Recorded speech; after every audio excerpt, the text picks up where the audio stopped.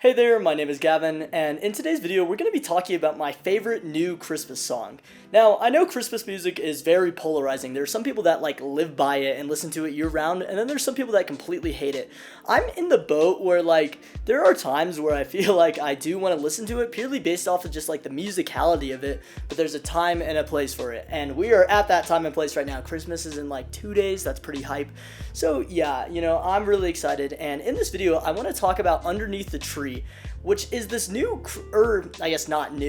Christmas song that came out pretty recently, and it is just so much more intricate than I ever realized it was. It's amazing. So in this video, I'm going to be breaking down the theory behind it and how to play it, and yeah, I hope you guys enjoy this video. Let me know what you guys want to see next, and yeah, watch till the end. It's pretty sick. Awesome, so the first thing we're going to open up with is this D sharp chord. I think I'd rather call it an E flat major chord, but it's E flat, B flat, E flat, F, G, B flat, D. This beautiful chord. I'm adding the 7th to it, which is this D right here. Adds a little bit of color to the chord, The normal chord, powerful, but if we add the F and the D to it, has so much more room and color to it, in my opinion. It kind of gives it a Christmassy vibe, So we start with this chord.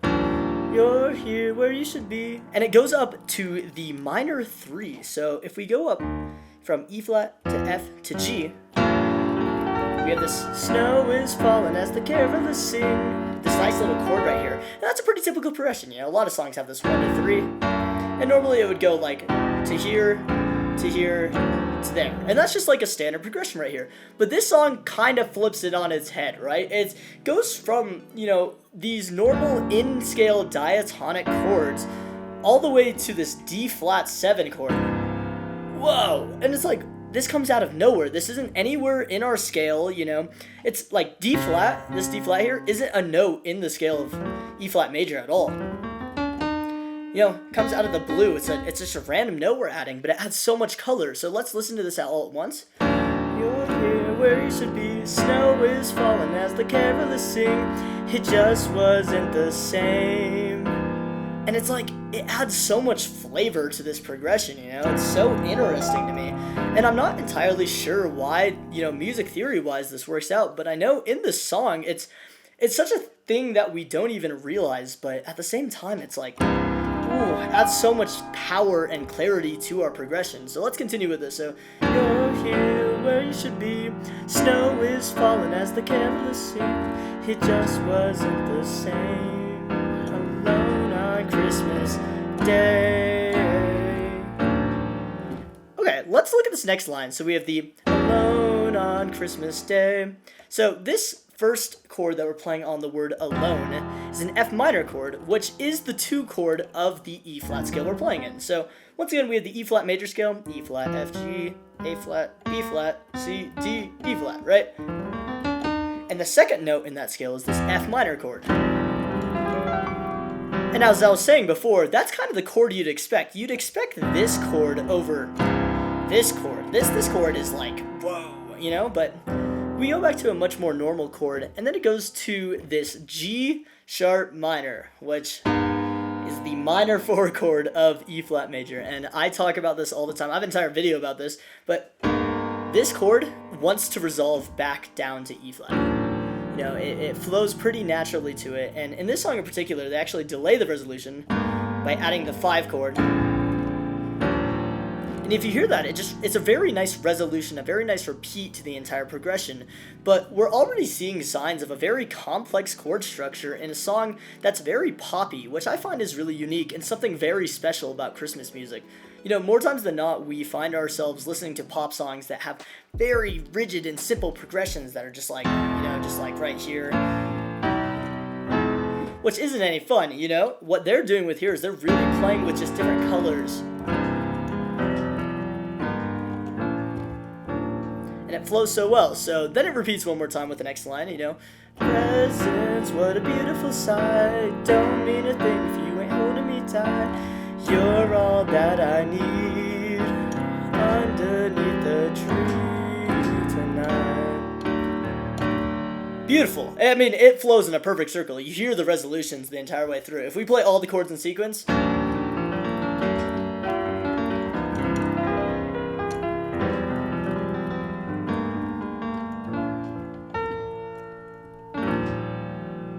gorgeous, just straight gorgeous. Oh my gosh. Okay, so let's go into our first verse, and this is kind of the second part of the song we're going to be analyzing, because the song repeats a lot, of course, you know. It's a Christmas song, we want it to be repeating, you know. So let's listen to this verse right here. It's like, tonight, I'm gonna hold you close. Wow, I mean, just like, if that isn't straight jazz right there, I don't know what is. I mean, that's just incredible. What they're doing here is, you know, opening chord, one chord again, going up to the 3 chord, right? And then it does this descending chromatic line. And it's like, that's like the most typical jazz chord progression line of all time. I don't think anything really competes with that in any way. You know?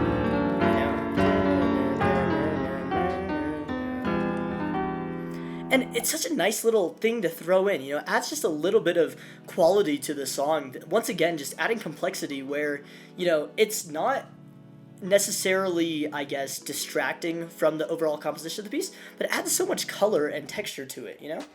You know, tonight I'm gonna hold you close, ba-da-da, make sure that you know that I was lost before you.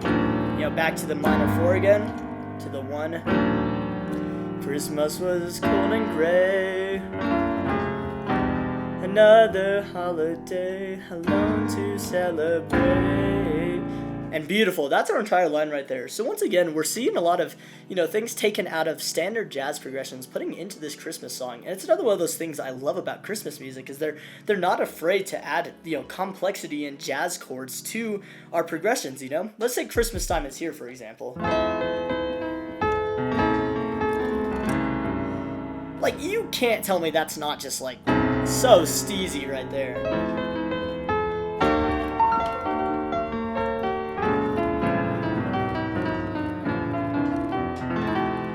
Absolutely unbelievable. So let's go into the next line right here, right?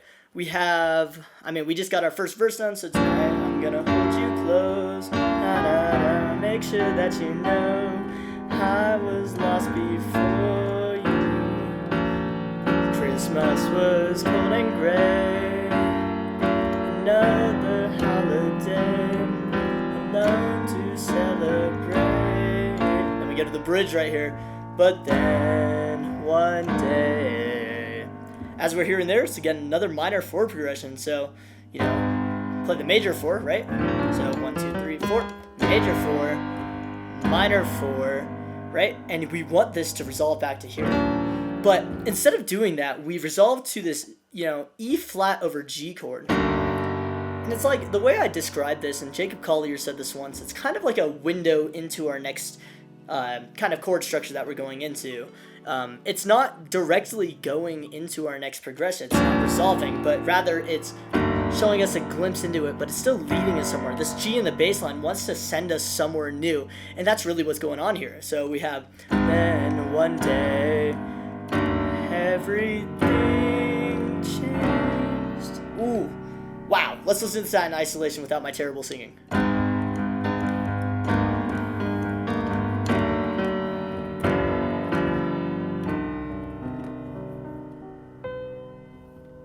And that is just, oh my gosh, just so typical. You know, we're going up to this minor 6 right here. And this minor 6 is fueling us more forward into really anywhere else in the chords we wanted to go. If she so decided, she could have sent us over to, like, maybe, you know, like, I don't know, this chord right here. We got this, which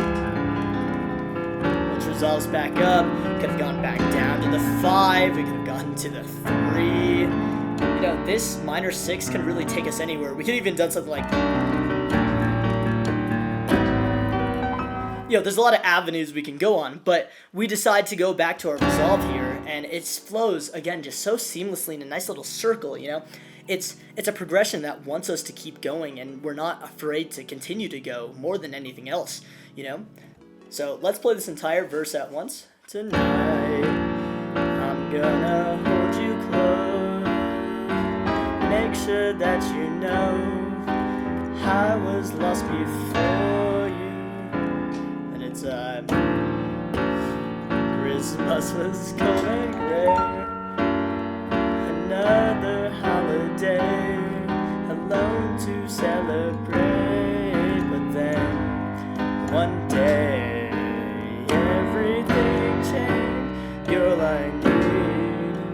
and then goes up to an F.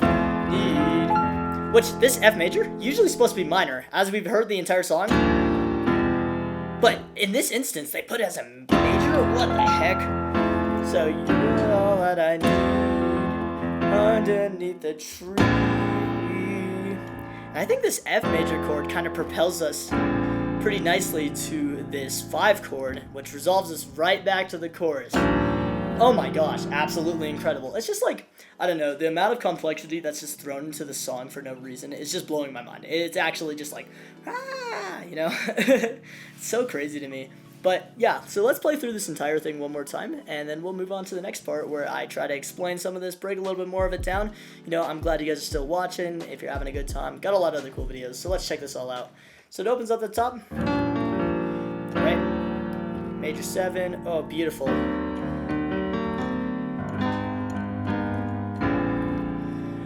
You're here where you should be. Snow is falling as the carolers sing. It just wasn't the same. Alone on Christmas Day. Presents, what a beautiful sight. Don't need to sing if you ain't holding me tight. You're all that I need underneath the tree tonight. I'm gonna hold you close. Make sure that you know I was lost before you. I gotta scroll. Christmas was cold and gray. Another holiday alone to celebrate. But then one day everything changed. You're I need. You're here where you should be. Snow is falling as the carolers sing. Just wasn't the same. Alone on Christmas Day. Presents, what a beautiful sight. Don't mean a thing if I ain't holding you tight. You're all that I need underneath the tree tonight. I mean, holy crap. Holy crap. That's just, I don't know what to say. This is amazing. Such a, like, intricate, beautiful song.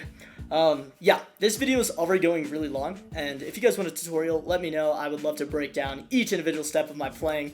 It's really not that complicated of a song, you know?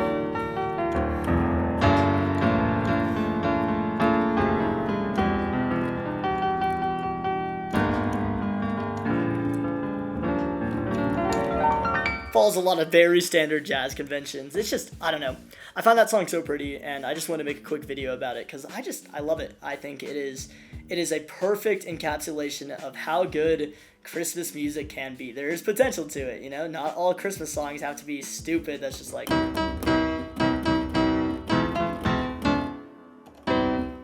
I don't know how to play Jingle Bells, apparently. But yeah, I hope you guys enjoyed this video. Let me know what you guys want to see next. I'm working on a lot of stuff right now, so hopefully we'll see some videos in the next couple of days. I'm hoping, or across the next couple of weeks, I guess. But, you know, we're always editing, and, you know, I'm really thankful for all you guys. You know, it's been an incredible journey. That's what it's been. So yeah, hope you guys enjoyed, and I have some other cool videos on this channel. You should check them out. They're pretty rad. I do stuff. You know, yeah. And then you can resolve it to, like, and then you can do like a, oh, ready for this, guys? I don't think you're ready for this. Wow, I don't even know what I'm playing anymore.